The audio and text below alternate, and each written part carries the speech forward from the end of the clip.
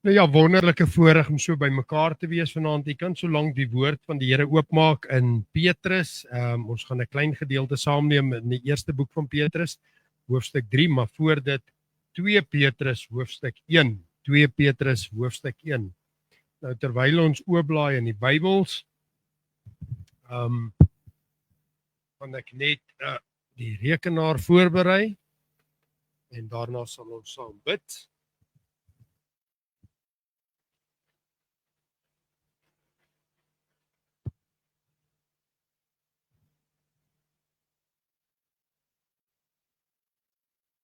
Nou ja, terwyl ons so gereed maak vir alles, wil ek tog onder die aandag bring dat ek nie myself sien as een of ander kenner op die geloof van die Israel Visie nie, of een of ander bonatuurlike kenner op Grieks of Hebreëus of enige so iets nie. Maar die Here het my siel uit genade gered. Oor jare het ek geswat. Ek het ook my teologiese studies voltooi. En ek het ongeveer so 13, 14 jaar so ondervinding van Israel Visie mense met wie ek debatte gevoer het, somtyds oor sosiale media, somtyds sit WhatsApp wat ek vir mense stuur en hulle terugstuur. Ek het debatte gevoer by mense in hulle huise, daar in Oranje, klompie jare terug. Gereeld so, ek het onlangs uiteindelik geskrewe dokumentasie gekry van wat baie van hulle glo, wat ek vroeëre jare nie gehad het nie. Is 110 blaaie daarvan waardeur ek besig is om te werk. So ek weet nie niks nie, maar ek weet nie alles. So met dit in gedagte gaan ons so 'n bietjie kyk vanaand na die Israel Visie.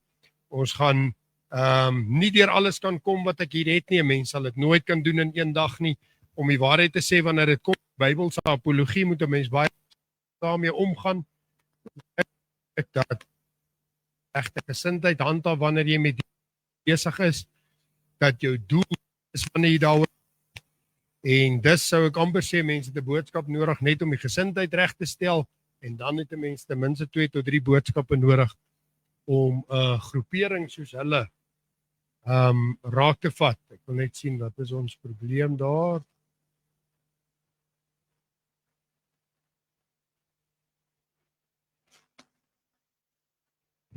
By in.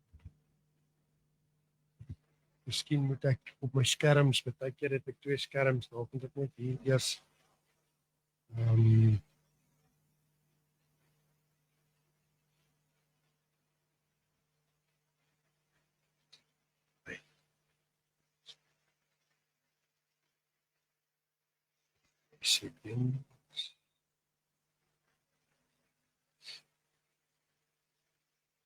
hy is ingeplak daar so nê. Reg so, ek wil nou nie altyd onthou wat moet ek hier druk.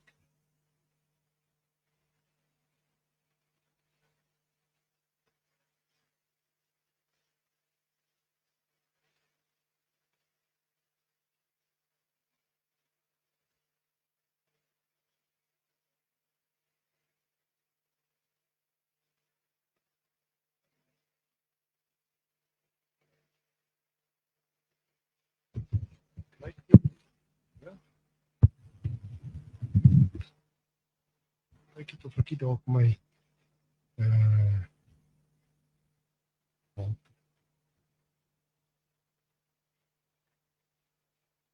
ja, nee, tegnologie terge mens.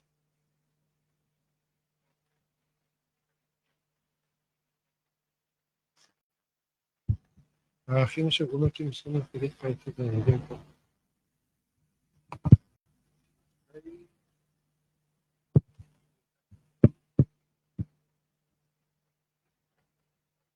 As hy nie opkom nie, dan sal ek net daarna kyk. Dit is goed om baie keer van die goed self te sien. Maar as hy nie werk, dan werk hy nie.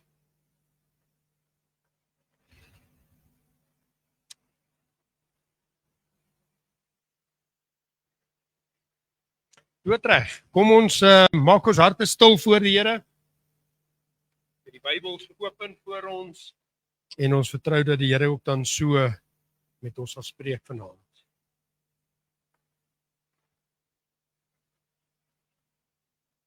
Dierbare Here Jesus, kosbare Heilige Gees, Vader, wat 'n voorreg is dit vir ons vanaand om vir U te kan aanbid, om vir U te kan ken, om vanaand die sekerheid te hê dat my siel is gered, uit genade deur die bloed van Christus Jesus. Om U vandag te wonder, Here, te hoop dat ek miskien deel is van een of ander volk, Here, wat dit vir my sal maak werk nie, maar dat ons vanaand kan weet, Here, dat elkeen wat die naam van Christus aangeroep het, soos die Romeine sê, met die hart glo ons tot geregtigheid, met die mond bely ons tot redding, en die Heilige Gees getuig met ons gees. Dankie dat ons vanaand, Here, kan staan op die beloftes van die woord, verlos oor my siel, gaan vertel dit, sê daai lied. En vanaand wanneer ons tot U roep, en vanaand wanneer ons U aanbid, Here, dan is dit hartseer wanneer ons dink aan mense, geliefdes, kennisse, familie, vriende, kollegas, Here, wat vasgevang is in verskillende dwaalleringe, wat vasgevang is, Here, in leuns van die duiwel. En ons gebed is wanneer ons vanaand die woord lees, Here, dat ons dit nie sal verdraai en omkeer soos ons wil nie, maar dat ons dit sal glo as die almagtige skepper van hemel en aarde se geïnspireerde woord, dat ons dit sal aanvaar, sal erken, Here, en dat ons doel vanaand sal wees om onsself voor te berei om ander soos 'n brandhout uit die vuur te ruk. Ja, Here, wanneer ons dink aan hierdie mense, dan dink ons aan mense wat verlei, maar ook verlei is. Ons dink aan die vyand wat besig is om mense te sleep na die poele van vuur wat wag op die wat U nie ken. En daarom bid ons, Here, seën vanaand die woord. Neem U hierdie geleentheid vir U eie rekening, word U verheerlik. En ons bid dit in Jesus se naam. Amen. Ook moet ons weer bid, lyk my ons word meer as ons. Reg so, kom ons lees 'n paar verse saam daar in 1 Petrus. Verskoon tog, ons gaan eers in 2 Petrus lees. 2 Petrus hoofstuk 1 vanaf vers 16 gaan ons 'n paar verse saam lees. Ons lees daarso terwyl hy nie werk hier, kom ek haal hom nou sommer heeltemal uit. Nee, pad nie. Is ons hierdie woorde vanaf vers 16, want ons het nie kunstig verdigte fabels nagevolg, toe ons julle die krag en koms van ons Here Jesus Christus bekend gemaak het nie, maar ons was aanskouers van sy majesteit, want hy het van God die Vader eer en heerlikheid ontvang, toe hy hierdie stem uit die luisterryke heerlikheid tot hom gekom het. Dit is my geliefde seun, in wie ek 'n welbehae het. En hierdie stem het ons uit die hemel hoor kom, toe ons saam met hom op die heilige berg was. En ons het die profetiese woord wat baie vas is, let op, waarop julle tog moet ag gee soos op 'n lamp wat in 'n donker plek skyn, totdat die dag aanbreek en die môrester opgaan in julle harte. Terwyl julle veral dit moet weet, dat geen profesie van die skrif 'n saak van eie uitleg is nie. Want geen profesie is ooit deur die wil van 'n mens voortgebring nie, maar deur die Heilige Gees gedrywe, het die heilige mense van God gespreek. Maar daar was ook valse profete onder die volk, net soos daar onder julle valse leraars sal wees, wat verderflike ketterye heimlik sal invoer. En ook die Here wat hulle gekoop het, sal verloon en 'n vinnige verderf oor hulle bring.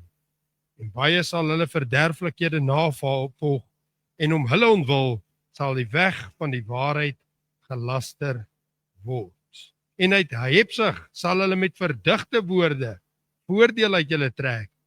Oor hulle is die oordeel van lankal af nie werkeloos nie, en hulle verderf slymer nie. Voordat ons gaan omblaai na 1 Petrus toe, is daar 'n paar baie belangrike dinge wat uitgelig is in hierdie gedeeltes wat ons gelees het.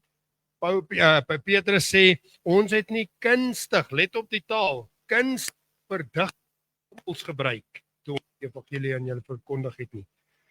Hy sê, daar was valse leraars en daar sal weer wees, wat verderflike sal invoer, heimlik sal invoer, ons gaan nou daarna 'n bietjie kyk. En let op hierdie woorde, uit hebsug sal hulle met verdigte woorde. Nou, aan die einde van tyd, gaan daar 'n antichrist na vore kom, die antichrist, maar ons lees in die Bybel, daar's ook baie antichriste. Nou baie interessant, en ek sê dit altyd vir mense, ek is baie lief om daaroor te praat, die Here Jesus was 100% mens en 100% God.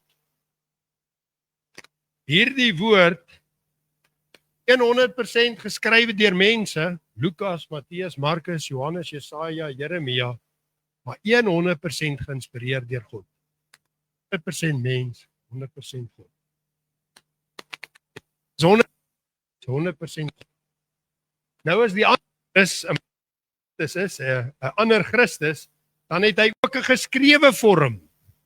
Nou die eerste vers in Johannes, in die begin was die woord, daai woord is logos. Logos. Aan die begin was die logos. En Petrus gebruik hier die woorde, verdigte woorde, wat in die Grieks is logos plastios. Logos plastios. Nou kan julle al klaar sien waar word die woord van afgelei, en 'n woord wat plastisch is. Vandag kry 'n mens mos hout, maar is nie hout nie. Lyk soos hout, maar is nie hout nie. Plastiek. Kristaal, maar is nie staal nie, is plastiek. En net so kom mense en hulle bring vir jou 'n woord, maar is nie die woord. Dis anti.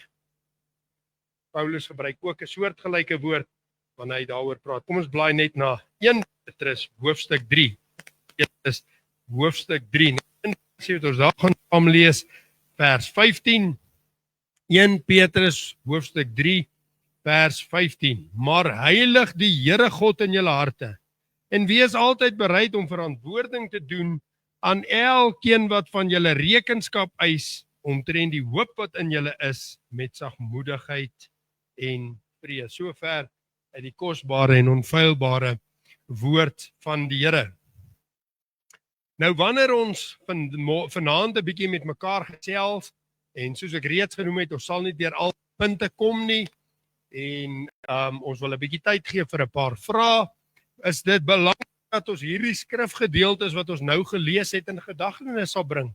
En een van die belangrikste verse, dit wat ons nou net gelees het, begin, en waar begin 'n mens wat mens Bybelse apologie toepas? Begin 1 Petrus 3 vers 15, maar heilig die Here God in julle harte.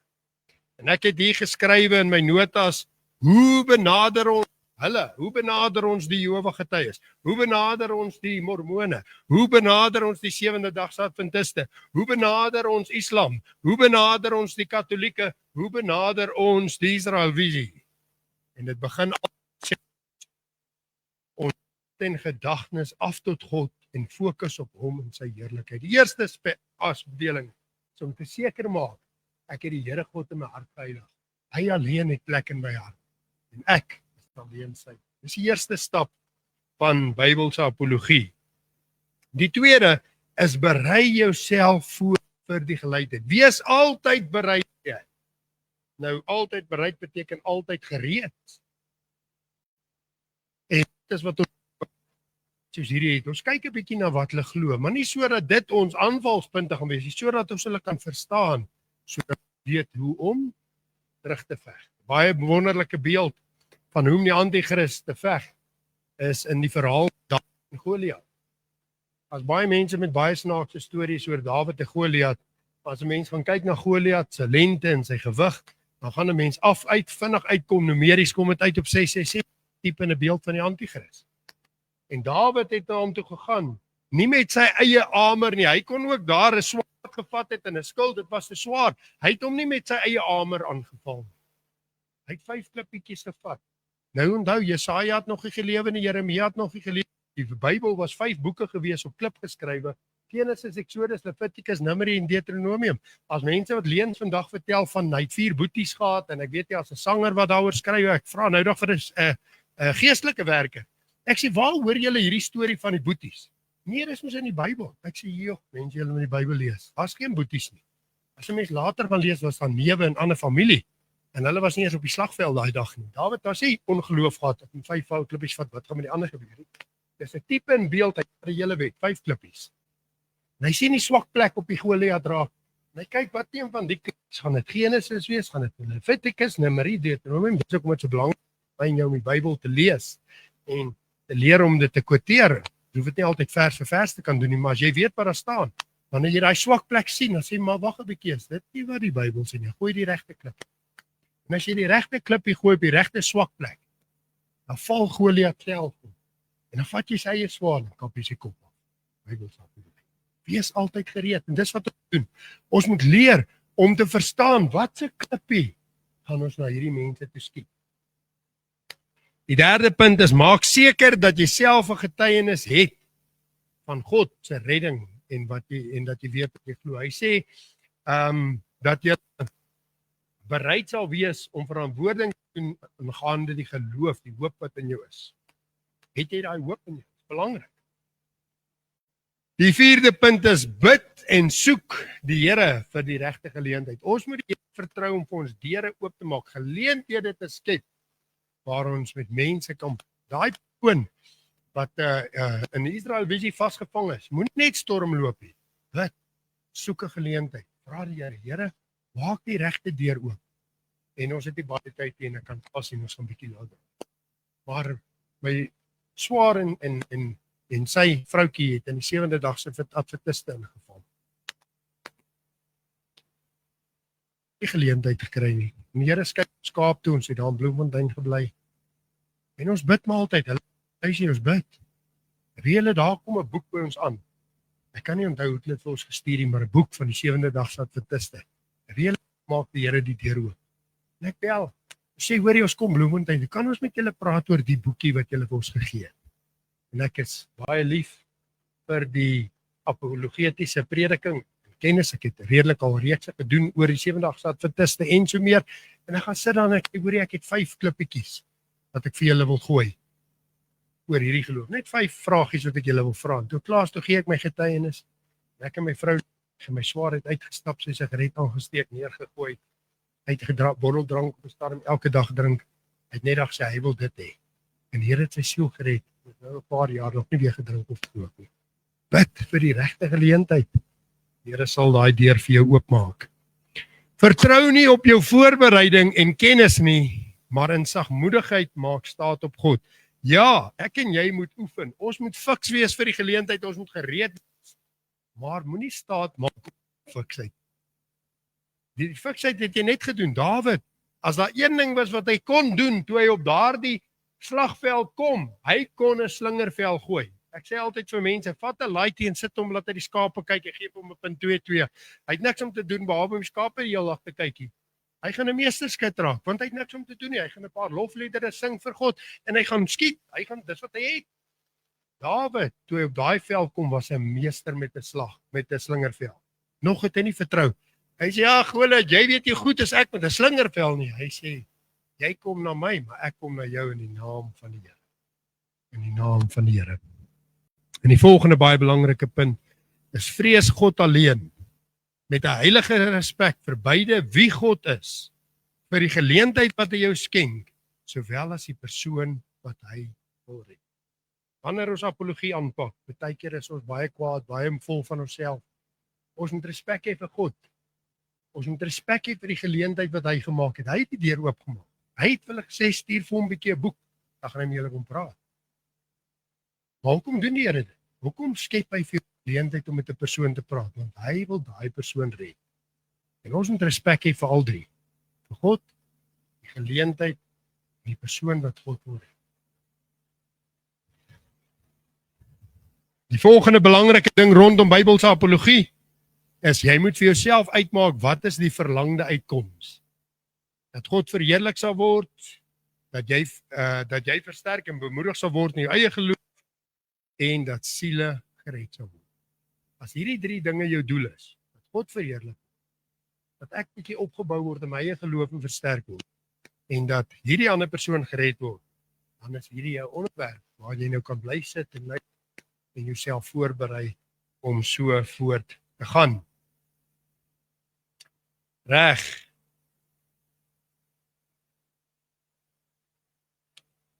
So wanneer ons dan nou vanaand bietjie gesels oor die Israel visie en ons deur hierdie paar punte gegaan het en ons sê ons beginpunt is reg, dan is die eerste gedagte en ek gaan vlugtig oor hierdie punte met u praat. Ek wonder of moet ek nie net tyd kry.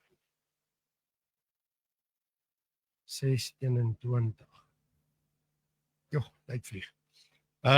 Daar's 'n paar belangrike goed wat ons nou gaan kyk en ons gaan nooit by alles uitkom nie. Maar een van die belangrike dinge is om te sê, maar waar kom hierdie geloof vandaan?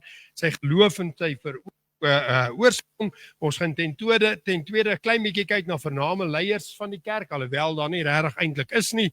Ons gaan vlugtig kyk na die taktiek wat hulle gebruik en dan na enkele dwaalpunte wat hulle gebruik en ons teengeveg. So as ons kan, ons sal nie by alles uitkom nie, maar ek gaan probeer om so spoedig moontlik deur van hierdie punte te gaan vanaand. So, belangrik as ons kyk na die geloof in ontstaan, is dit 'n geloof nie 200 jaar oud is nie, miskien 203 jaar oud.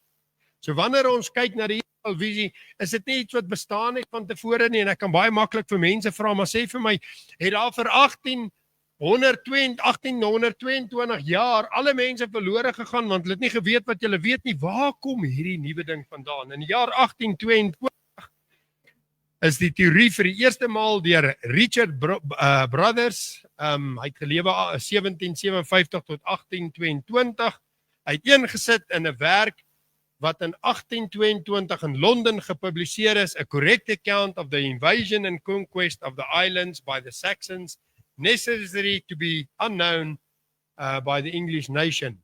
En hierdie persoon het begin om te sê dat die 10 stamme wat weggevoer is gedurende die Assiriese Babylonië ballingskap uiteindelik op die Britse eilande opgeëindig het. So dit is waar hierdie in die eerste keer na vore gekom het. John Wilson propageer vanaf 1838 met groot moeite om Brothers se opvatting verder te voer. Wilson het heelwat sukses gehad en self amptdraers van verskillende Engelse kerke vir sy opvattings gewen. Wilson het sy uiteensetting in 1844 gepubliseer in 'n boek getiteld Our Israelite Origin, The British Christians, a Remnant of the True Israelites. Nou baie belangrike gedagte wat ek reeds hier vir julle wil sê. Nou as ek die Israel visie langs 'n ander geloof moet sit om hulle met hulle te vergelyk, dan sou ek sê Islam. Islam en Israel visie is tweeling sissies of tweeling boeties van 'n selfde dwaal. Maar 'n ander een waarby hulle baie sterk klem vind is miskien die Sewende-dagse Adventiste of die Sabbatariërs wat ook wil teruggaan na die wet toe. En in 1844 is die Sewende-dagse Adventiste begin. Baie interessant, beide 1844 wat beide van hierdie redelik groot houe geslaan het in die sogenaamde geestelike lewe. Onthou 1844 het die Adventiste in die begin nie, dis toe hulle naam verander het na die Sewende-dagse Adventiste. Geleidelik het die beweging gegroei en in 1872 is die eerste British Israelis Congress in Londen gehou onder die voorsitterskap van Bishop Samuel Gobbett van die Anglikaanse kerk. Die beweging het so vinnig uitgebrei dat in 1919 die British Israel World Federation gestig is en 'n enorme hoeveelheid lektuur is versprei waarin gepoog word om te bevestig dat die Britte die fisiese afstammelinge van Israel sou wees. Dis 'n bietjie rondom die ontstaan. Dit is belangrik om die essensie van hulle argumente, op die essensie van hulle argumente te let en om aan te toon op watter merkwaardige gronde die opvatbouers skrywe 'n persoon rondom dit in 1962 in 'n pamflet die truth wat hier in Suid-Afrika versprei is. So in 1962 word hierdie pamflet in Afrikaans of in Suid-Afrika versprei. Daarin word gestel dat die woord British afgelei word van die Hebreëse beteken verbond en ish beteken man, so Beret verbondsman en consequently all members of the covenant race, all nations that are part of Israel are included under the title British. Eintlik waar hierdie geloof dan na vore kom.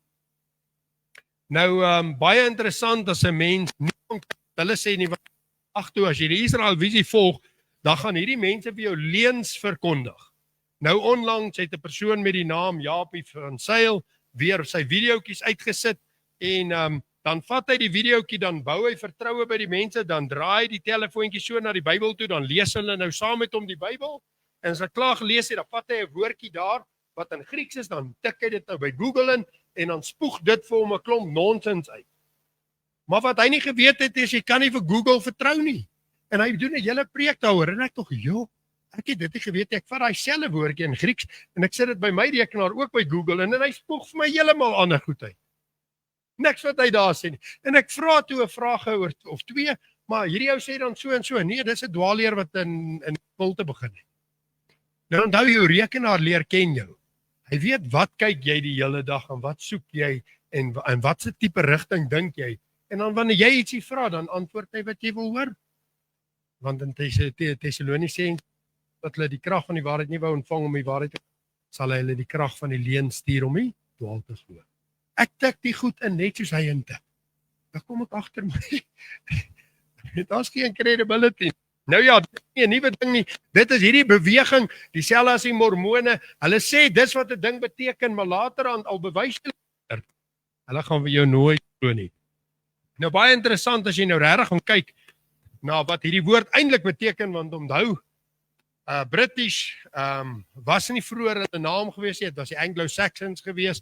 En verskillende groeperinge later British, maar wat die woord eintlik beteken British is the painted or the tattooed people. Dis wat dit eintlik beteken. Niks met verbondsmense nie. Hierdie mense het daar aangekom, dit was oorlogsmense, hulle het hulle gesigte geverf en die mense het hulle genoem the tattooed people en dis waar die woord Britons vandaan kom. En in Brittanje en later is die Britse mense British genoem. So nou wil jy iets wat jare na die tyd kom, wil jy net terugverwys en sê, dis die verbondsmense. Nou ja, enige mens kan seker maar 'n naam opmaak en dan besluit wat moet dit beteken.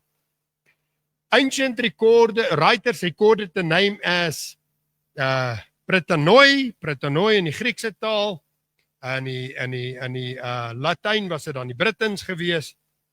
En dan word verder gesê dat die Engele, die Sakse en die Kelte wat die basiese samestelling van die nasies van die Britse eilande vorm, die direkte afstammeling is van Israel van ouds, deur wie God beloof het dat hy die koninkryk op aarde sou vestig. So baie van hierdie groeperinge glo dat hierdie Engele, Sakse en die Kelte dan nou eintlik die Britse mense is. Onder andere sal hulle sê Josef van Arimatea, Maria, Martha en Lazarus het na Brittanje gevlug, maar daar's geen bewyse vir die goed nie. Dis maar die goed wat hierdie mense kwytraak. Hulle beweer dat Josef van ek het dit reeds genoem, die idee word gebruik om te sê dat vroeë Bybelfigure 'n rol gespeel het in die Christelike stigting van Brittanje en hulle gaan selfs so ver om te sê dat Pontius Pilatus 'n Christen geword het en dan 'n martelaar in Brittanje gesterf het. Nou baie interessante historiese feit is, daar's geen geskiedkundige of Bybelse bewyse wat bestaan hiervoor nie. Dit is hoofsaaklik middeleeuse legendes en later as die 9de eeu se mites. Hulle het ook natuurlik klem daarop gelê dat daar Handelinge 29 was, wat natuurlik nie bestaan nie. En in Handelinge 29 sê hulle, Paulus het Engeland toe gaan, hulle noem dit die Sonini manuskrip, en hulle glo dan dat Paulus in Rome, Spanje en Brittanje gereis het, waar hy dan hierdie boodskap aan die verlore stamme van Israel gaan verkondig het. Maar daar's geen bewyse dat hierdie manuskrip enigstens autentiek is om die waarheid te sê, as alleenlik 19de eeuse vervalsings daarvan. Nou baie belangrik wanneer mense gaan praat met mense wat volkekundige is en so meer, dan gaan kyk jy, vandag is daar DNA om te kyk, kom jy uit hierdie volke uit. Nou ja, as jy mense na die Engele, Sakse en die Kelte gaan kyk, dan is daar geen DNA bewyse dat hulle daarvan afkom nie. Om die waarheid te sê, die vroeë Engele, Sakse en Kelte was mense wat glad eers kon praat nie, of lees en skryf nie. Taal was nie eens een van hulle sterk punte waar ons kan lees van die vroegste eeu of dat dit 'n baie sterk klem by die Hebreëse volk was. So as hierdie stamme weggevoer was, sou dit tog iets van hulle leer en skryf gehou het. En baie interessant dan ook as jy verder na tale gaan kyk en die ontwikkeling van taal, dan kan jy agterkom dat daar geen ooreenstemming is tussen die tale wat die Europeërs gebruik het, wat dan nou later geword het, die Engelse en die Hollanders en die Nederlands en uiteindelik ons in die Hebreëse taal. Daar's baie soortgelyke dinge in die Arameese, Hebreëse, Arabiese tale. Mense het hierdie verskille, maar is baie duidelik dat ons Germaanse tale niks invloed het op die tale wat hulle gebruik het nie.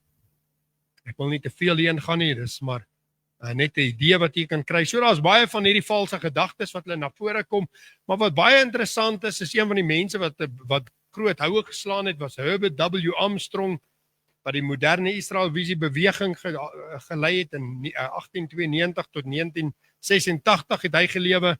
Hy was die stigter van die Radio Church of God 1934, later vernoem na the Worldwide Church of God, en hy het hierdie publikasies wêreldwyd versprei.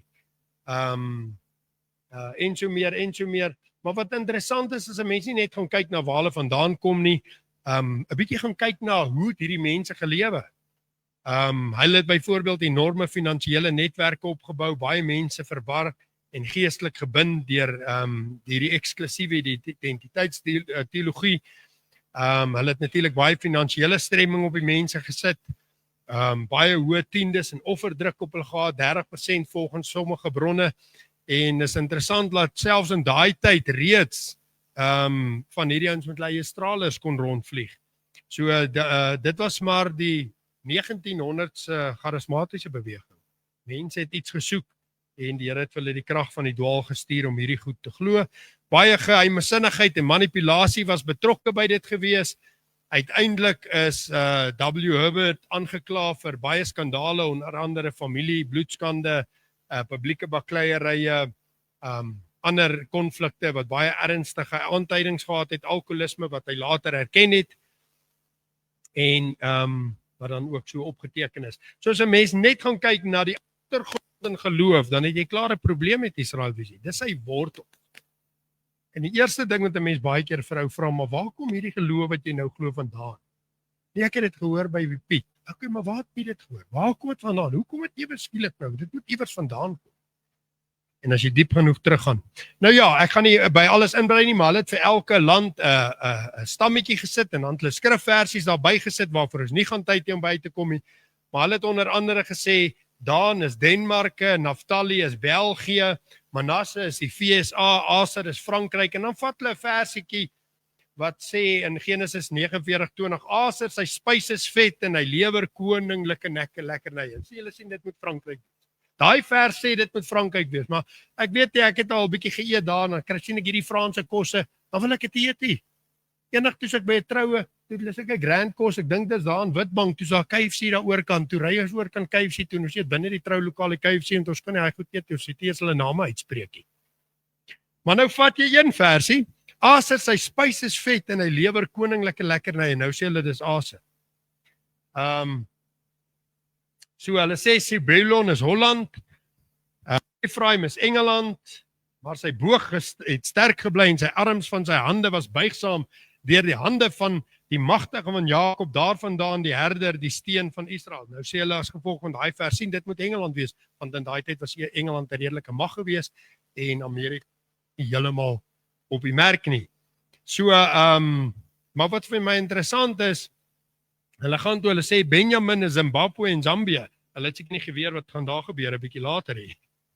Dis nou in die tyd toe dit goed gegaan het in Zambia. Dan sal hulle vers vat want hulle is lief vir wildsvleis en dan sal hulle quoteer Genesis 49:27 Benjamin is 'n wol wat verskeer, in die môre eet hy sy prooi en in die aand deel hy sy byt uit. Dis die bewyse, Zimbabwe is Benjamin. Juda is Suid-Afrika en dan sal hulle sê wanneer die Bybel sê hy's 'n jong leeu, dan sê hulle sien hy gaan die jongste wees, hy gaan later kom eers na die ander lande bestaan het. Maar ek weet nie of dit lekker is wat die Bybel bedoel wanneer hy sê ja, Juda is 'n jong leeu nie. Bedoel glad nie dat hy's die jongste nie. Dan vat hulle versies soos Genesis 49:11. Ek dink op daai stadium het hulle nie geweet dat Frankryk eintlik die wyn sentraal is. Hulle het toe nog gedink seker maar die bietjie wyn in Suid-Afrika is dit. Want hulle het gesê Genesis 49:11 hy maak sy jong esel vas en aan die wingerstok en vul van sy eselin aan die edel wynstok. Hy was sy kleed in wyn en sy gewaad in druiwebloed. Sien, dis 'n bewys dat Suid-Afrika is Juda. Ja, ek weet nie hoe jy nou Frankryk en ek sou nou liewer die vet kosse hier na ons toe bring en die wyn na hulle toe vat, maar nie te min. Ons het nie baie tyd nie, so dis 'n bietjie rondom die ontstaan van hierdie groep. Rondom Suid-Afrika vat hulle versie en klaagliedere wat niks te doen het met die onderwerp nie. Dan sê hulle sy voorste was wit, maar hulle sal swart word. Dan gebruik hulle klaagliedere 4 vers. Haar voorste was helderder as sneeu, witter as melk, rooier van liggaam as koraal, hulle gestalte is papier. Maar hulle voorkoms het donkerder as swartsel geword. Hulle is nie herken op die strate nie, hulle vel kleef van hulle gebeente, dit het droog geword soos hout. Dan sê hy, sien julle, ons het nou wit vorste gehad en nou het ons swart vorste. Maar die skrif verduidelik eintlik na toe die volk ingeval was in hongersnood, maar geraak die vel het teen die been gekleef, hulle was verskroei, verbrand, vuil gewees en donkerder as swart. Sal niks te doen met die gedagte nie. En dis nou presies wat ek sê, die mense gebruik kunstig verdigte fabels. En wie julle hoe baie mense glo, in 1990 sê hulle ongeveer reeds 10,000 volgers gehad. En ek het nie eintlik in daai jare veel van dit gehoor nie. Ek dink dit groei teen 'n enorme spoed. Kom ons gaan aan na die volgende punt toe, rondom die gedagte van vername leiers. Daar is eintlik nie, daar's verskillende groeperinge wat hierdie goed verkondig, die gemeente van die verbondsvolk, verstrooide Israel sending, dogters van Sion, Federation of the Covenant People, Phinehas Priesterorde, en dan is daar natuurlik 2 baie name wat baie genoem word in vandag se groep van mense wat baie op sosiale media is, naamlik Japie van Sail en Karel Gericke. Nou baie interessant, hierdie 2 haat mekaar. Hulle is heeltyd besig om mekaar aan te val oor hoe dwaalleer hierdie een het, hoe dwaalleer hierdie een het. So ek vat my dwaalleer, dan weer lê ek jou dwaalleer, en dan vat jy jou dwaalleer en jy weer lê my dwaalleer. Maar wie hulle, dis hoe ek Israel Visie leer ken het. Ek het dit leer ken deur mense wat daar by ons gemeente kom besoek het, dan hoor ek hulle is nou weer kwaad vir hulle kerk. Vir hulle mense, hulle het mekaar met die vuis letterlik geslaan by die kerk. En dan na rukkie het hulle mekaar vergewe en gaan hulle weer terug. Dis die geskiedenis van Israel Visie. Nietemin is dit van die leiers wat daar is. Daar is geen formele stelsel en geen formele verantwoordelikheid nie. So vir al die nonsens wat hulle kwytraak, kan niemand aan die einde gepinpoint word nie. As niemand wat hulle kan sê as daar môre wat sê die broederoorlog, wat sê die woord vir my, so uit my kop uit, civil war. As daar môre uitbreek as gevolg van hierdie leer, is daar nie 'n hoof aan die beweging wat hulle kan sê dis hy wat dit begin het nie. So dis maar hulle werk, ook omdat hulle baie kwaad is vir mekaar, baie klein groeperingkies, hulle gebruik woorde soos verbondsvolk, herstel van Israel en Bybelse waarheid. En ek het, soos ek sê, met verskillende groeperinge gepraat, party van hulle aanvaar Paulus se briewe, party van hulle aanvaar nie Paulus se briewe nie. Ek het die boek van die opregte gelees waar hulle elke keer wanneer hulle sê, soos hy wat julle groep het heilig is, dan staan daar 'n hakkie apart. So moet julle in julle hele lewenswandel heilig word, as julle so moet julle hele lewenswandel apart word. Dis hulle Bybel, boek van die opregte. Manlike ontmoet in my lewe wat ek onthou een oom met wie ek baie debat gevoer het en baie mee gesprekke gevoer het. En eendag sê hy vir my, maar wie wat is my probleem met my geloof? Ek sê oom, wat is hom se probleem met hom se geloof? Hy sê as jy nie weergebore is, jy gaan jy hel toe. So daar is Israel visie ouens wat glo in wedergeboorte. Maar vriende, wanneer die wortel vrot word, die vrugte gaan vrot word. Al kom dit baie keer uit en dit lyk of dit wil uitkom, dit gaan vrot. Ons sien dit duidelik, die groepe is nou besig met godslastering. En ek kan dit dieselfde sê van die goue kalf van by daar in die woestyn. Nou ja, as jy 'n kalf het en jy moet hom 'n geloof maak, dan sit seker kalf. Maar in geval, ek kan sien hoe van daai mense ook met hierdie verskriklike begin betrokke raak. So die taktiek wat hulle volg, met ons reeds gelees, hulle bring verderflike ketterye heimlik in. Die woord verderflike ketterye beteken, is die Griekse woord parasodzusten, is om iets next to, om iets langs mekaar in te bring. To put truth next to error. Dis die manier wat hulle gebruik. So hulle gebruik 'n versie. Lees saam met my, dan draai jy die telefoontjie, dan lees jy saam. Maar wie wat dan sit jy in jou hart? Jou lees die Bybel. Dan lees jy die waarheid, dan verdraai die. En ons sê altyd, die gevaarlikste dwaalleer is die een wat baie waarheid het. Nie dat hulle baie het, maar hulle bring dit langs mekaar. En weet julle wat is die probleem van die mense? Ons sê altyd, ons eet die vleis en spoeg ons die been uit. Maar daai woord beteken to put next to, sodat die twee by mekaar ingeweef word. Omdat julle nie koud was nie, maar nie warm, en ook nie warm nie, maar lou was. Die twee het geweef. Ek sê altyd vir mense as hulle sê, maar ons eet die vleis en spoeg ons die bene uit, dan sê ek, okay, maar die gif is die melk en ek het dit in die koffie gegooi. Nou vat 'n slukkie en spoeg jy die melk uit? Jy kan nie. Jy kan nie.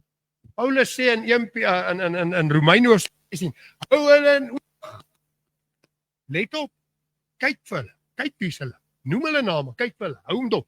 Hou hulle in die oog wat aanstoot veroorsaak teen die leer wat jy geleer het en vermy hulle. Ons moet dit vermy. Vriende, moenie as jy nie kundig is op die hulle videoetjies gaan kyk om hulle verkeerd te bewys, hulle gaan vir jou vang. Bly weg. Bly by dinge wat belangrik is. Ek koop jouself op die kant, maar moenie gaan luister en ietsie goeds probeer uit dit uittrek nie. Ag, dis so 'n goeie seun, man, dis 'n wonderlike seun. To prove truths next to error, heresies, verwoestende sektes. Hy sê, en hulle sal heresies invoer. Nou daai woord heimlik invoer is om verwoestende sektes in te voer. Nou as jy die Israel visie gaan kyk, jy kan nie vir sê wie hulle is nie. Want hulle is so baie verskillende groepietjies. As daar nou 'n gemeente is wat dink uit sektes, dan moet jy nie kyk na die gereformeerdes en hierdie en daai en daai. Elke dorpie, elke groepie het sy eie leier en sy eie. Sê, en Petrus, hulle sal verwoestende heresies heimlik invoer. Nou daai is verwoestende sektes. Hulle bring verdeling. Dis wat hulle doen. Hulle wil verdeling na vore bring. Petrus sê, want ons het die kunstig verdigte fabels en die cleverly devised tales. O, vriende, ek het nou geluister na Jaapie van Sail wat verduidelik dat Jesus nie uit die maagd gebore is nie. Hy sê, dan praat hy oor die Joodse kultuur, dan sê, ja, jy weet die Joodse kultuur was, met die verloving was jy reeds getrou, so jy mag seksuele omgang gehad het, so hulle was verloof, toe is hulle seksuele omgang en toe is Jesus gebore. En dan het hy allerhande kunstig digtes fabels. En dan search hy ook op die Google, en gaan hy ook op Google en tik hy, dan sê hulle ja. Dan gaan tik ek het ook in Google, want ek weet die Joodse huwelik was nie so nie. Die verloving was die wetlike gedeelte, maar dan moes jy die seremonie gehad het, en eers na die huweliksnag was hulle getroud. Dis eers na die seremonie wat hulle dan nou seksuele omgang mag gehad het. Maar hy sê nee, dit was toegelaat. Nou gaan tik ek het ook in, en gaan soek ek het ook op die internet, dan sê hulle nee, dit was nie toegelaat nie. Kunstig verdigte fabels. Hierdie mense glo nie meer Jesus is God nie. Hulle glo nie Jesus is uit 'n maagd gebore nie. En hulle begin ongelukkig nie so nie. Hulle begin deur verskillende kunstig verdigte fabels. Nou, as ek vir 'n kunstig verdigte fabel baie mooi kan uitlei, en ek het hierdie selfde ding geglo baie jare terug. Nou ja, ek is nie 'n groot uitspattige Kersfees ondersteuner nie. Ek sien die dag as 'n dag my gegee is om te glo my Here het gekom na hierdie aarde toe, al is dit nie op daai dag nie, maar die gee vir ons 'n dag ek gaan leef. En as ek daai dag 'n mens kan vertel van Jesus, dan gaan ek dit doen. Maar ek is nou nie 'n ou vir die boom en al hierdie ander dinge nie, Satan Claus en al daai mense nie. Maar baie jare terug, toe ek in hierdie leer vasgevang word van laat Kersfees nou absoluut verkeerd is, en ek was baie teen Kersfees en ek was kwaad geweest van almal wat Kersfees vier. En ek lees toe eendag die Bybel, hy sê die een vier die dag tot eer van die Here, die ander een vier dit nie, maar ook tot eer van die Here. Ek besef, Here, daar's mense wat Kersfees vier wêrelds en is goddelose sonde. Maar daar's baie mense wat daai dag regtig waar dink aan God het vir hulle gekom na die aarde toe, hy het vir hulle gesterf, hulle vier dit met eer. Hulle verheerlik die Here. Sê maar ek verheerlik niemand nie, want ek skwaad om hulle heeldag. Ek loop net, hoe durf julle? Hoe durf julle? En ek besef, maar wie julle wat? Daai versie wat hulle vir my vertel het in Jeremia 10 vers 3, want 'n boom in die bos kap hulle af. Julle hom al gelees, hulle sê is die kersboom. En ek gaan lees die Bybel stadig, en ek sien, maar Here, hier staan niks van 'n kersboom hier nie. Hulle sê vir jou, hier is die kersboom, kyk hierso. Hulle sê vir jou, as jy nou met hulle praat, Jeremia, dan sê hulle vir jou, hierdie is die kersboom. Dis 'n kunstig verdigte fabel, wat iemand vir jou vertel het, maar dis nie die waarheid nie, dis nie wat hier staan nie. Hulle sê so in Jeremia 10, want die insettinge van die volk is nietig, 'n boom uit die boskapel af, die handewerk van 'n ambagsman met 'n byl. Hulle versier dit met silwer en goud en maak dit met spykers vas, dat dit nie waggel nie, soos 'n voël verskrik in die komkommertuin, hulle versier dit met silwer en goud. Wie wat het 'n ambagsman gedoen? Hy het daai boom gaan afkap. En dan het hy daai stuk hout geformeer in 'n Boeddha beeldjie of wat ook al beeldjie en dan het hom oorgetrek met goud. Dis wat die Bybel daarvan praat. Hy praat van mense wat afgode gemaak het. Maar nou is dit 'n boom. Ewe skielik is dit 'n boom. Dis nie 'n boom nie. Nou ons praat nie nou boom nie, maar dit is presies wat hierdie mense doen met vers. Hulle vat 'n versie en dan verdig hulle 'n storieetjie. Aaron het dit gedoen. Glo julle tot Aaron het dit gedoen. Toe Aaron daardie goud vat en hy gooi dit daar in die vuur. Toe sê die Bybel met hamer en bytel te bewerk hy 'n goue kalf. En toe Moses later na hom toe kom, hy sê ja Aaron, kyk wat het jy gedoen. Hy sê dis hierdie mense, hulle het hulle goud en silwer gebring. Ek het dit in die vuur gegooi, toe kom die kalf daar uit. Kunstig verdigte val. Man, dis 'n wonderwerk. God gave me a revelation, hoor ons gereeld charismatiese bewegings. So hulle gebruik 'n taktiek wat ons noem vooroortuiging. Hulle bou jou vertroue vooraf, sodat jy hulle nie later kan bevraagteken nie. Hoe dit werk, is hulle bou 'n skyn van 'n betroubaarheid. Hulle begin baie kere wanneer hulle met jou praat. Luister jy, moenie glo wat ek vir jou sê nie. Glo die Bybel. Kyk, ons gaan nou lees. Ek draai die kamera, jy sien ek lees. Baie jare terug het hulle reekse daar in Bloemfontein aangebied en dan begin hulle die reekse so. Mense, moenie 'n woord hoor wat ons glo is vir julle sê nie. Moenie 'n enkele ding glo nie. Glo net wat die Bybel sê. En hier by dag 2 dan sê hulle die groot sonde wat Eva eintlik gedoen het, sy en die slang het gemeenskap gehad en Kain is gebore uit die gemeenskap uit. Maar die Bybel sê Adam het sy vrou beken en Kain is gebore. So wie moet ek nou glo? My sien. Nou het hulle klaar vertroue gebou. Hierdie ou sê ons moet hom nie glo nie, ons moet die Bybel glo. En nou gaan ons glad nie weer kyk wat sê die Bybel nie, want nou glo ons jou. Dit vooroortuiging. Hulle gebruik hierdie taktiek sodat die kognitiewe wag laat sag sal word, laat jy begin dink, hierdie moet eerlike mense wees, ek hoef hulle nie na te speer nie, maar 'n mens moet hulle altyd bly naspeur. Dan begin hulle die skrif subtiel verdraai, buite die konteks lees, skrifgedeeltes bymekaar plaas wat glad nie bymekaar behoort nie. En wanneer hulle dit klaar gedoen het, dan demoniseer hulle die oppositie, die demonisering van die oppositie. Dan gaan hulle vir jou dinge sê en jy gaan dit baie kere hoor. Sien jy, as hulle nie dit het nie, dan gaan hulle ons haat en dan gaan hulle vir ons kwaad wees. Ek luister nou nog weer na een van hierdie boodskappe ter voorbereiding. Die persoon gebruik 'n versie buite konteks uit Jesaja. Hy sê as hulle nie spreek na hierdie dinge nie, dan is die daggeraad nie en hulle gaan vir ons kwaad wees, hulle gaan ons haat. En dan is dit nou vir elke ou wat nou iets teen hom sê, sien julle. Ons het gesê dit gaan gebeur. Nou dis die taktiek wat hulle baie kere gebruik. So vriende, ons moenie val vir hierdie taktieke wat mense nie, want deur dit te doen, het hulle die vervolging of die martelaarskapstrategie. Die oomblik wanneer jy dan met 'n teenaanval kom, dan sê hulle net, sien jy, ons het gesê dit gaan gebeur. Ons het gesê jy gaan dit. Dis die taktieke wat hulle gebruik. Nou ek wil graag net by 'n paar enkele baie belangrike punte vandag uitkom. En dis die dinge wat die vrae wat 'n mens vir hulle kan vra. Belangrike vrae wat hulle nie kan antwoord nie. Hulle gaan dit nie vir jou antwoord nie. Hulle gaan vir jou kwaad raak. Maar as hulle opreg is dit die persoon, daai persoon wat nog nie so diep in is nie, wat hom gaan laat begin dink. En dit is dan nou hoe ons met hierdie groeperinge omgaan.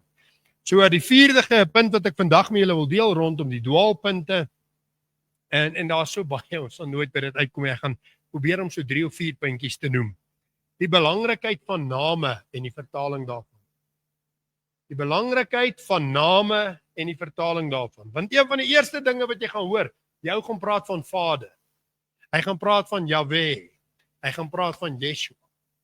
Ek sal so ver gaan om te sê, wie is Yeshua? Ons weet nie wie is Yeshua nie, wie is Yeshua? Wie is hy? Waar hoor jy? Ek sê dit met baie groot respek vanaand. Maar belangrikheid van name en tale. Die eerste ding wat hulle jou gaan probeer oortuig, is dat omdat jy 'n verkeerde naam gebruik, aanbid jy 'n ander God. Maar waar in die Bybel lees ons ooit so iets? Nêrens in die Bybel lees ons ooit so iets nie. Om die waarheid te sê, in die Ou Testament was die probleem nie dat hulle die God met 'n verkeerde naam aanbid het nie. Die probleem was, hulle het die regte naam vir 'n verkeerde God gebruik. Nou vriende, ek vra vir julle met trane in my oë, dink julle nie die almagtige skepper van die hemel en aarde, as ek bid en ek sê die Here Jesus se naam krom, ek sê dit miskien 'n ander naam, Josef. Ek het nou 'n foutjie gemaak. Maak jy af. Josef help. Dink julle, God weet nie met wie ek praat nie. Hy ken mos die hart. Hy weet mos wat sy oortuiging van die hart. Hierdie woorde kom krom uit, met 'n krom hou slat hy reguit, stok slat hy reguit. God weet, jy bid vir hom. Jou hart is tot hom. Ongeag wat sy naam het jy gebruik. In die Ou Testament, inteendeel, was hulle lief daarvoor om God name vir hulle afgode te gee. En die eerste deel daarvan is presies dit wat ons nou net gesê, die goue kalf. Aaron maak die goue kalf. En toe die goue kalf daar, die mense verskriklik opgewonde en hy sê, môre vier ons fees tot eer van die Here. Nou in die Ou Testament of in ons Afrikaanse vertaling is die woorde wat daar gebruik word hoofletter H, hoofletter E, hoofletter R, hoofletter E, Yahweh. Die verbondsnaam van God, die oppernaam van God. Yahweh. Môre is daar fees tot eer van Yahweh. Hulle gebruik die regte naam en is 'n verkeerde God. En wie wat die Israel visie gaan vir jou tuig dat jy kan nie die regte God en die verkeerde naam aanbid nie, dan gaan hulle vir jou verkeerde God aanbid. En dan sal 'n naam nie eens noodwendig reg nie. So een van die grootste dwaalpunte is rondom die gedagte van die regte uitspraak van name. Nou ek gaan nou nie vir quoteer hierdie nie.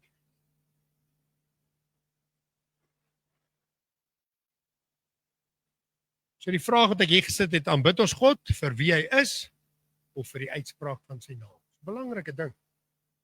Wanneer God na jou hart kyk, aanbid jy hom met 'n mooi naam wat jy mooi uitspreek of vir wie hy is? Jesaja skryf hierdie woord, omdat hierdie volk nader kom met hulle mond en my eer met hulle lippe, maar hulle hart is ver van my. O vriende, die Here kyk nie na jou uitspraak van name en die woorde wat jy gebruik nie, hy kyk na jou hart. Selfs wanneer jy bid, jy geweet, alles is in God, deur God en tot God, sê Paulus in Romeine hoofstuk 11. In hom, deur hom en tot hom is alle dinge. Wie van ons bid, dan bid ons met voor die Vader, want hy gaan die besluite vir ons gee. Ons bid dit in die naam van die Here Jesus Christus, bid tot God, deur God, deur die werking van die Heilige Gees in ons harte. Ons bid in God, deur God, tot God. Dis as dit ware gebed is. Dan het jy maak saak wat sy naam is, om die waarheid te sê. Gees sê, spreek self ons in met onuitspreeklike dinge wat ons weet om uit te spreek. Want die Gees tree in vir die Heiliges ooreenkomstig die wil van God. En hy wat die harte deursoek, weet wat die gedagte van die Gees is, want hy tree in vir die Heiliges ooreenkomstig die wil van God. Julle hoe werk gebed? Die Heilige Gees werk 'n sigting in my hart. Partykeer weet ek nie om dit uit te spreek nie. Ek bid met krom woorde, maar hy wil die hart. Maar hulle gaan vir jou sê, daarom het die belangrikheid. Jesaja sê nee, hulle gebruik die regte name, hulle gebruik die mooi woorde in hulle lofsange, maar hulle harte is ver van my af. Jesus haal hierdie vers aan in Matteus, dan sê hy, te vergeefs aanbid hulle my. Weet jy vriende, te vergeefs aanbid jy, Yahweh, Yahweh, Yeshua, enige een van hierdie name as jou hart nie gerig is tot God nie. Maar Israel visie lê baie klem op die gebruik van die sogenaamde regte name. Nou baie interessant, en dis wat vir mense oor kan vra. Selfs die Here Jesus erken die gebruik van verskillende uitsprake vir die naam en sy betekenis in verskillende tale. Ons lees in 1 Johannes hoofstuk 4, vers 43, en hy het hom na Jesus gelei, Andreas wat vir Petrus gaan haal het. Toe kyk Jesus hom aan en sê vir hom, jy is Simon, die seun van Jona, jy sal genoem word Sefas, wat as dit vertaal word Petrus is. So wie was hy dan nou, Petrus of Sefas? Nou wil hulle sê, jy kan nie die naam Jesus gebruik nie, want dit was die Griekse een, en dit het Latyns geword, en dit het Jesu, en dit het Jesus in Engels, en nou sit Afrikaans Jesus. Hulle sê, jy kan nie Jesus gebruik nie, jy moet sê Yeshua. Maar hier sê die Here, Sefas, Petrus. Petrus is sy Griekse naam, Sefas sy Hebreëus. Jy sal weer Sefas, wat as ek vertaal word Petrus. Hier erken die Here dat hy verskillende name kan hê in Hebreëus en Grieks. En wat sê die Nuwe Testament, praat hulle weer van Sefas?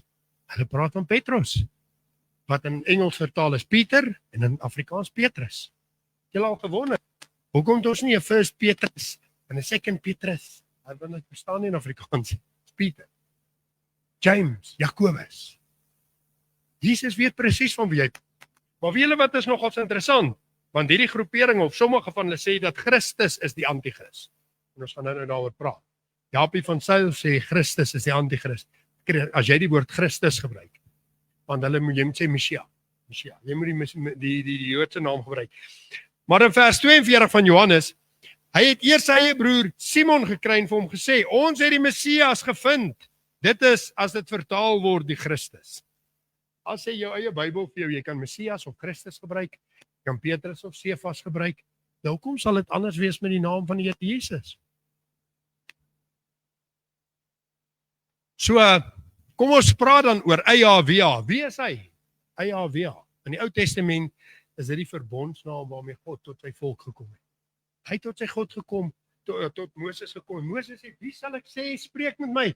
En hy sê, ek is. Yahweh. Die God wat met 'n verbond met die mens intree. Yahweh. Is God se heilige naam in die Ou Testament. Nou vandag wil hulle praat van Yahweh. Hulle weet nie eintlik Yahweh of is Jehovah nie.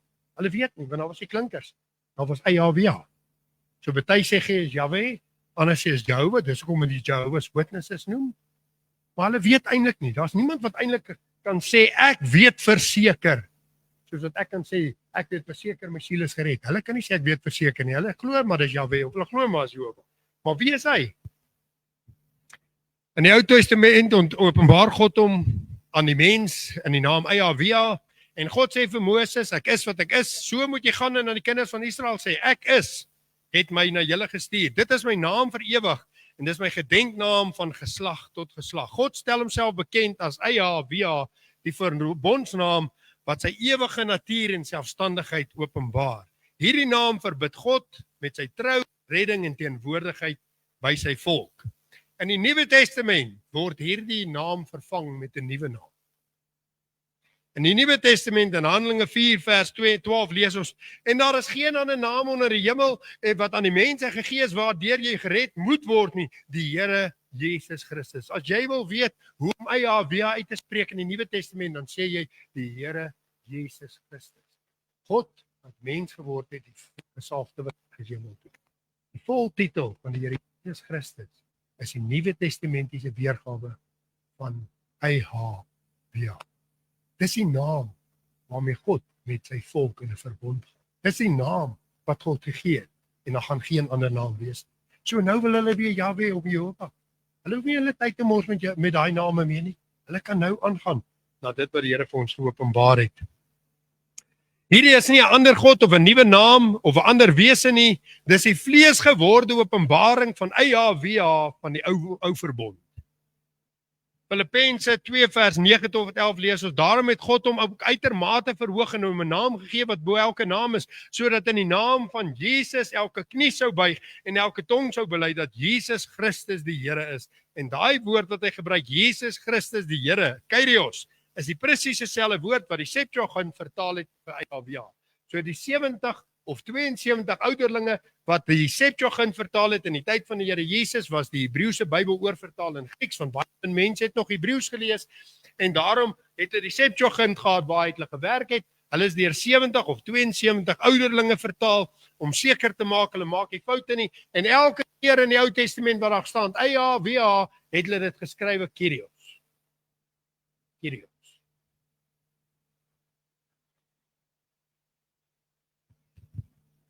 Die Griekse woord Kyrios is presies dieselfde woord wat word vir Yahweh in die Ou Testament.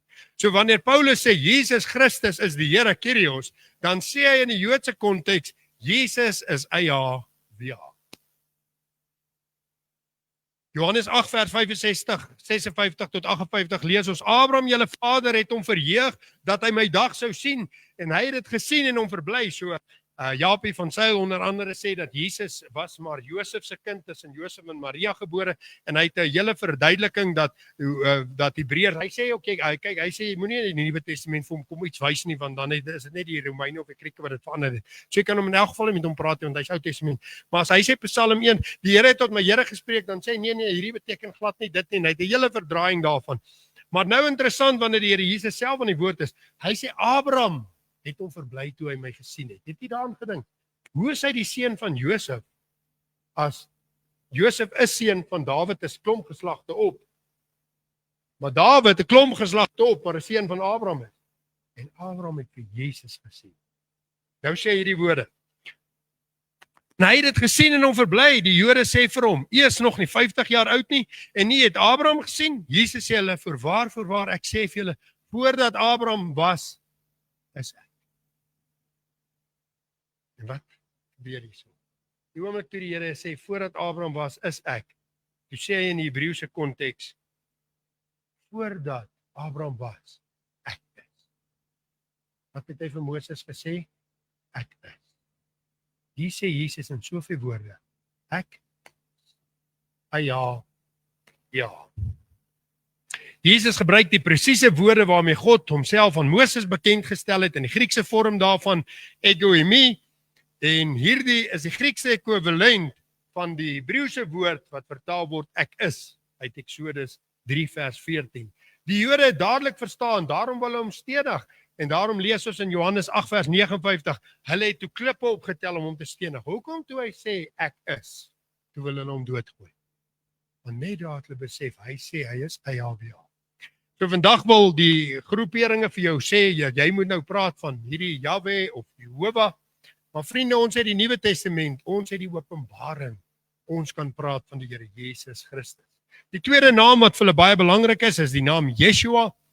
En ek het hier 'n vraag geskrywe, waar kry ons hierdie naam Yeshua? So alhoewel ek en u glo dat Jesus se naam Yeshua was of kon wees, het ons geen bewyse daarvoor nie. Weet jy vriende, daar's nie 'n enkele bewyse van autentieke waarde wat sê dat Jesus se naam Yeshua was. Die enigste naam wat ons het vir Jesus wat opgesit is in manuskripte en perkamente is Jesus, Grieks Jesus. En 'n klompie jare later, toe is die Grieks vertaal na Hebreëus toe. En toe hulle die Grieks terugvertaal na Hebreëus toe, vertaal hulle Jesus na Yeshua. Maar dit is 'n vertaling van 'n vertaling. Die oorspronklike wat God vir my en jou nagelaat het, is Jesus. Jesus in ons taal. Ek het hier gevra, hoe weet ons dat Jesus se naam Yeshua was? Omdat ons dit uit die Griekse Jesus uit terugvertaal het.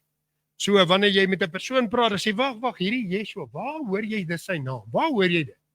Waar vertel my net, waar hoor jy dit sy naam? Nee, dit is sy naam. Nee, maar waar hoor jy dit sy naam? Wat 'n bron kan jy kwoteer waar jy dit gekry? En as hy slim genoeg is om vir jou bron te gee, die een wat uit die Griekse Jesus uitvertaal. So hulle het gesê Jesus is Yeshua. So die oorspronklike is Jesus. Ja, baie interessant. Geen bewyse dat daar oor 'n Hebreëse Nuwe Testament geskrywe was of dat daar vir ons bronne oorgelaat was nie. Nou wat wonderlik vir my is wanneer ek met mense praat is, God was so goed geweest dat toe die Jode kom, toe die Grieks die wêreldse taal soos Engels vandag tot 'n groot mate 'n wêreldse taal is. Ek weet Mandarijn is in die Chinese wêreld baie groot. Maar toe die Here kom, dis Grieks hierdie groot taal en hy het as prins dit toegelaat laat al hierdie bronne op ons in Grieks opgeteken was, want dis hoe die evangelie kon versprei met 'n enorme groot spoed. En ek vra vir hierdie mense in Israel, sê vir my, hoekom het God oor 2000 jaar vir julle Hebreëse bronne gelos nie? Hoekom het hy vir julle Griekse bronne gelos? Is God almagtig genoeg om vir julle Hebreëse bronne te laat vertaal uit Grieks uit, maar hy is nie almagtig om vir julle Griekse bronne te los nie? Dis 'n vraag. Hy kan die antwoord gee. Al die oudste en mees betroubare manuskripte wat ons het is in Grieks, nie Hebreëus of Aramees nie. En ek kan 'n klomp van die manuskripte vir u kwoteer, die tyd haal ons in. Maar u kan weet dat die eerste manuskrip in Hebreëus in die 1300s van Grieks af terugvertaal is na Hebreëus, die sogenaamde Hebreëus Matteus of Shem Tov Matthew. En dit is maar net 'n vertaling uit die Grieks uit. So die naam wat hy het, so ek is lief vir hom sommer, wie is Yeshua? Van wie praat julle nou? Daar's baie Yeshua's gewees in die Ou Testament. Van wat een is dit? Joos, van wie praat julle nou?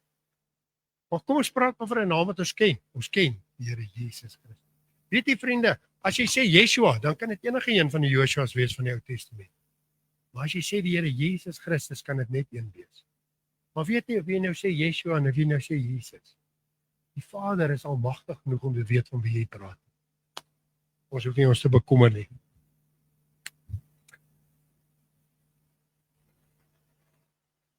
Ek het vir ek gaan net aanspring.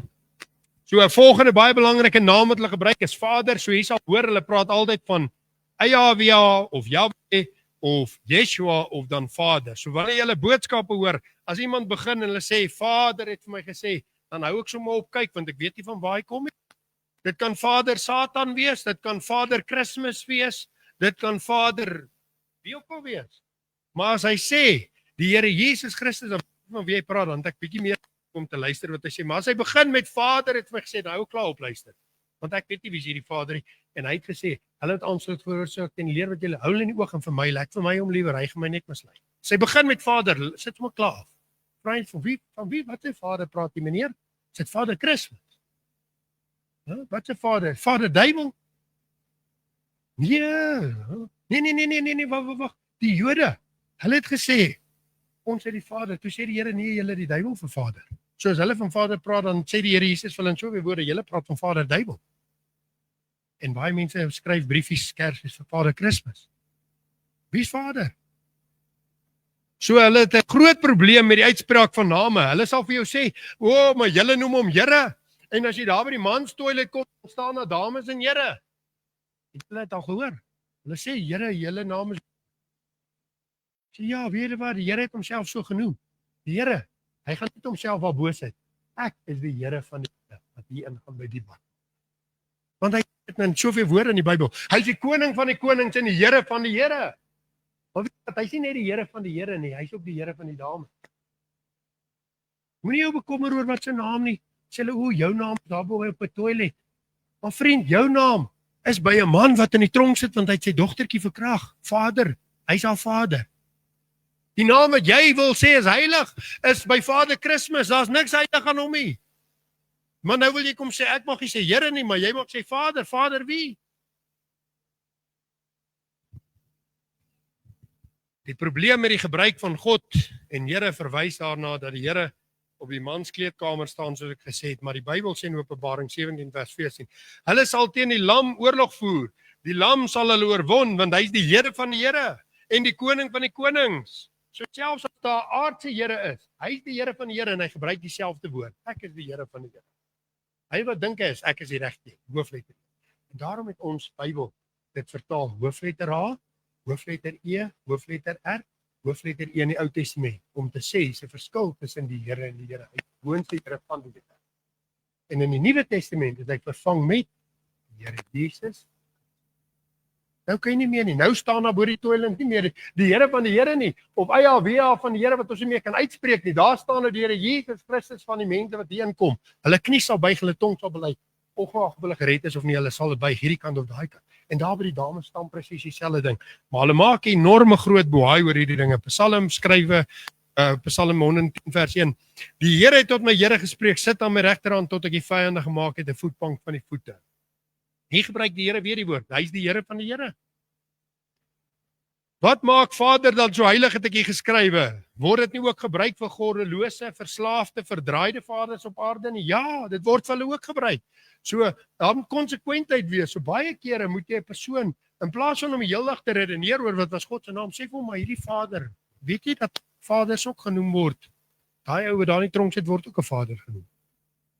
Jy praat van Vader, maar weet jy daai persoon wat nou net die gruwelikste dade gedoen het, hy word ook 'n vader genoem. Johannes 8 vers 44 sê die Here, julle het die duiwel as vader en die begeertes van julle vader doen julle. Jeremia 2 vers 27, hulle sê vir 'n stuk hout, jy is my vader, en vir 'n klip, jy het my voortgebring. Meneer, vader, wie's vader? Praat jy van Vader Klip? Praat jy van Vader Siener van Rensburg? Hy is ook soos Vader Christmas, 'n mite met stories. Van wat se vader praat jy? Maar hulle maak enorme groot bohaai oor name. Nou, ek dink die tyd het ons redelik gevang. Ja, tyd het ons redelik gevang. Daar's baie ander punte, miskien sal Dominee Ludolf op 'n volgende geleentheid weer 'n geleentheid skep, of kan ons bietjie praat oor die wit mense, hoe hulle redeneer rondom wit mense, hulle redeneer onder andere dat Christus, die woord Christos is die 666 van Openbaring, dis die Antichrist. So daar's baie ander dinge, Eretz en Adama, baie ander woorde, maar ons gaan nie tyd hê om by dit alles uit te kom vanaand nie. Maar kom ons sluit hier af en gee geleentheid vir 'n paar vrae en dan kan ons miskien soos ek sê, as daar 'n geleentheid op 'n volgende, dan kan nou aangaan. Ek het gehoop ek sou deurkom, maar vriende, hier is so baie diepte met die nonsens wat hulle glo. Maar ek dink as ons by hierdie eerste belangrike punte kom, die gebruik van name, dan slaan ons 'n baie groot ou al reeds in hierdie leer. Kom ons bid 'n gebed en dan vra ons 'n paar vrae en dan sal ons die slotlied sing. Dierbare Hemelse Vader, baie dankie dat ons nou tot U kan nader en vir U sê dankie vir dit wat U vir ons gehelp het. As daar vrae is, Here, dat U dit sal rig. U sal wysheid gee om met 'n antwoord op die regte manier, Here, dat U verheerlik mag word. Ja, ons verlange, Here, is nie om net kennis in te win en net slim te raak nie, maar Here, dat ons klippies sal kry wat ons op die regte plek kan gooi. Dat ons vir mense die regte vrae kan vra rondom wat hulle glo, dat hulle daaraan sal dink, Here, maar die doel is dat U verheerlik word, dat hulle gered word, maar dat ons ook opgebou word. Dankie daarvoor in Jesus se naam. Amen. Enigiemand wat 'n vraag het vanaand? Iets wat julle al gehoor het.